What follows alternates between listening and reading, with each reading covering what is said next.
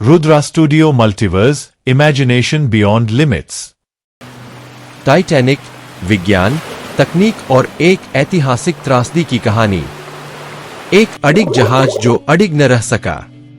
अप्रैल 1912, एक ऐसा महीना जिसने समुद्री इतिहास को हमेशा के लिए बदल दिया। एक जहाज जिसे अडिग यानी अनसिंकेबल कहा गया था, पहली ही यात्रा में समंदर की गहराइयों में समा गया। हम बात कर रहे हैं आरएमएस टाइटैनिक की, जो न सिर्फ अपनी भव्यता के लिए बल्कि अपनी दर्दनाक त्रासदी के लिए भी मशहूर हुआ। लेकिन क्या आपको पता है कि टाइटैनिक सिर्फ एक दुर्घटना नहीं थी, बल्कि इसके डूबने के पीछे कई वैज्ञानिक और तकनीकी पहलू छुपे थे। क्या सच में वो जहाज अडिग था? अगर हाँ, तो फिर वो डूबा कैसे? आइए इस रहस्यमयी सफर को विस्तार से समझते हैं।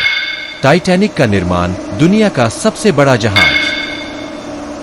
20वीं सदी की शुरुआत में इंसान विज्ञान और तकनीक में नए नए चमत्कार कर रहा था, और इसी दौर में एक सपना देखा गया, दुनिया का सबसे शानदार और सबसे बड़ा जहाज बनाने का। वैज्ञानिक तथ्य। टाइटैनिक को हॉलैंड एंड वुल्फ नामक शिपयार्ड में बनाया गया था। इसका लंबाई 882.5 फीट थी, यानी लगभग 3 फुटबॉल मैदानों के बराबर। इसकी ऊंचाई 175 फीट थी, जो उस समय की कई इमारतों से भी ऊंची थी। इसमें 16 वाटर टाइट कंपार्टमेंट्स थे, जिनकी वजह से इसे अनसिंकेबल कहा गया। टाइटैनिक की विशेषताएं, लग्जरी और विज्ञान का संगम। टाइटैनिक सिर्फ एक जहाज नहीं था, बल्कि एक चलता फिरता महल था।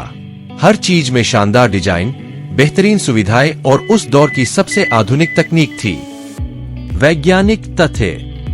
टाइटैनिक के इंजन 30,000 हॉर्स पावर के थे, जो इसे 22 नॉट्स लगभग 41 किलोमीटर प्रति घंटा की गति तक ले जा सकते थे। इसमें 3 क्लास थे, फर्स्ट क्लास, सेकंड क्लास और थर्ड क्लास। जहाज का निचला हिस्सा बॉयलर रूम्स और स्टीम इंजन के लिए था। जहाज में मार्कोनी वायरलेस सिस्टम था, जिससे रेडियो संदेश भेजे जा सकते थे। बर्फ के पहाड़ से टकराव, विज्ञान बनाम प्रकृति। 14 अप्रैल 1912 की रात, ठंड और घना अंधेरा। अचानक टाइटैनिक के क्रू को दूर एक विशालकाय सफेद परछाई दिखती है, एक हिमखंड, आइसबर्ग। वैज्ञानिक तथ्य। हिमखंड, आइसबर्ग का सिर्फ 10% भाग पानी के ऊपर होता है, बाकी 90% पानी के नीचे छुपा होता है। टाइटैनिक का रडार सिस्टम उस दौर का सबसे आधुनिक था, लेकिन फिर भी वह हिमखंड को समय पर नहीं देख सका। जहाज की स्टील की प्लेट्स और रिवेट्स ठंड में भंगुर हो गए थे, जिससे टकराव के बाद पानी जहाज के अंदर जाने लगा। टाइटैनिक का डूबना। वैज्ञानिक विश्लेषण। आधी रात के बाद हालात और बिगड़ने लगे। जहाज के कई वाटर टाइट कंपार्टमेंट्स पानी से भर गए, लेकिन असली समस्या तब आई जब जहाज बीच से 2 टुकड़ों में बंट गया। वैज्ञानिक तथ्य। जहाज का सामने का भाग यानी बो पहले पानी में समाया, जिससे पीछे का भाग स्टर्न ऊपर उठ गया।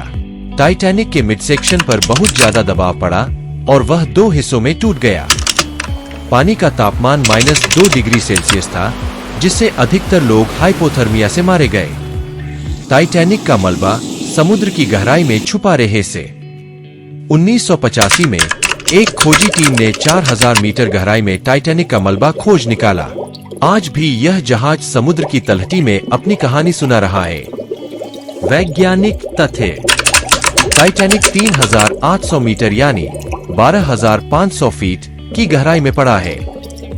जहाज के लोहे को खाने वाली बैक्टीरिया हेलोमोनास टाइटैनिसे वहां पाई गई, जो इसे धीरे धीरे खत्म कर रही है। वैज्ञानिक अब 3D स्कैनिंग और रोबोटिक कैमरों से टाइटैनिक के अंदर की तस्वीरें ले रहे हैं। टाइटैनिक से मिली सीख। टाइटैनिक सिर्फ एक जहाज नहीं था, वह एक सीख थी। उसने हमें बताया कि तकनीक कितनी भी उन्नत हो, प्रकृति के सामने इंसान हमेशा विनम्र रहना चाहिए। सीख। बेहतर सुरक्षा उपाय, जैसे कि अधिक लाइफ बोट्स, बर्फ चेतावनी प्रणाली, समुद्री इंजीनियरिंग में सुधार, प्रकृति की ताकत को कम न आंकना। तो दोस्तों, टाइटैनिक की यह कहानी आपको कैसी लगी? क्या इस जहाज को बचाया जा सकता था? कमेंट में बताइए।